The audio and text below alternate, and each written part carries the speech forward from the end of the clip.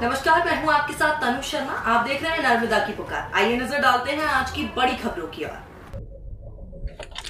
पंचायत उप निर्वाचन 2025 क्षेत्र क्रमांक 10 कुमारी जिला पंचायत सदस्य के लिए उपचुनाव होने जा रहा है, जहां सभी प्रत्याशी अपनी किस्मत को आजमा रहे हैं। बता दें कि जिला पंचायत सदस्य चंदन सिंह लोधी का स्वर्गवास हो जाने के कारण उपचुनाव हो रहा है। इस जिला पंचायत उपचुनाव में 15 प्रत्याशी अपनी किस्मत आजमा रहे हैं। इस चुनाव का मतदान 29 दिसंबर को होगा और परिणाम 31 दिसंबर को आएगा। आइए हम आपको दिखाते हैं क्या कर रहे हैं प्रत्याशी, कैसा चल रहा है चुनाव प्रचार। दमोह में महेंद्र सिंह की रिपोर्ट।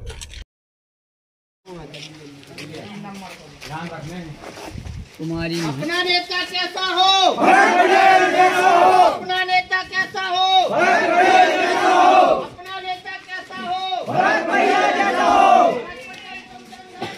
हम तुम्हारे साथ हैं, हम तुम्हारे साथ हैं। भैया तुम संघर्ष करो,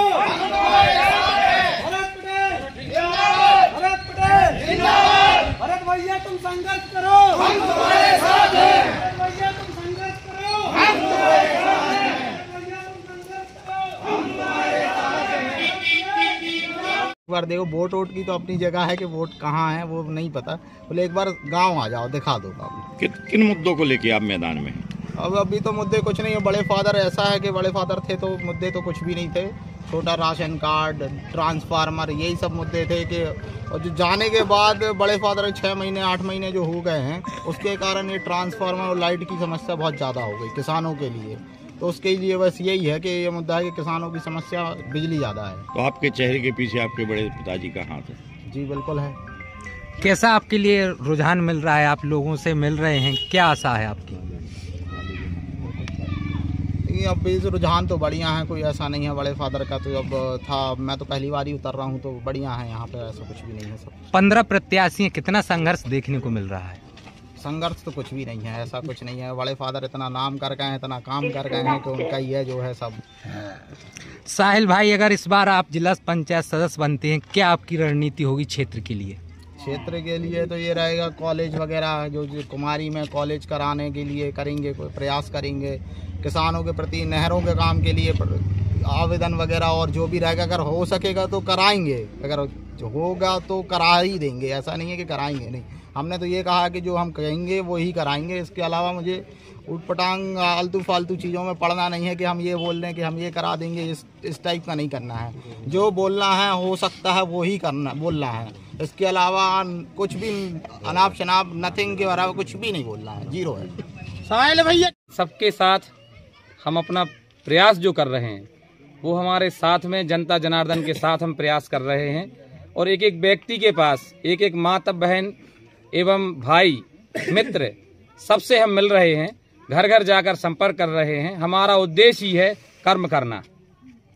जो संघर्ष किया है उसमें कर्म करेंगे तो निश्चय ही सफल होंगे, क्योंकि पूर्वजों ने कहा है कि सफल होने के लिए संघर्ष करना पड़ता है। हमारा संघर्ष हम कर रहे हैं और चुनाव प्रचार में हैं। और सबका साथ सबका विकास का नारा लेते हुए और हम चुनाव में अग्रसर हो रहे हैं। 15 प्रत्याशी हैं, क्या रुझान मिल रहा है? आप लगातार जनता से जनसंपर्क कर रहे हैं। भाई 15 प्रत्याशियों को रुझान हमें नहीं पता, हम तो अपना रुझान लेके चल रहे हैं। हमारा रुझान है विजय होना, विजय पथ की राह पे चलना, जनता जनार्दन की समस्या को सुनना। जिस रास्तों से हम गुजर रहे हैं उस रास्ते में हम देख पा रहे हैं कि कहाँ गांव में कीचड़ है, कहाँ नाली नहीं है, कहाँ सफाई नहीं है, क्या स्थिति है। हमें चुनाव प्रचार में इन समस्याओं से भी रूबरू हो रहे हैं। कुछ प्रत्याशी अपने परिवार के लोगों का चेहरा सामने लाकर चुनाव लड़ रहे हैं। ये उनकी निजी व्यक्तिगत स्थिति है, हम उसके लिए कोई कमेंट नहीं करेंगे, नो कमेंट। भरत पटेल जीतते हैं, विकास के लिए क्या राय लेके आएंगे? अगर जनता अपना आशीर्वाद हमें देती है तब भी हम जनता के लिए विशेष से विशेष जो हमसे बनेगा।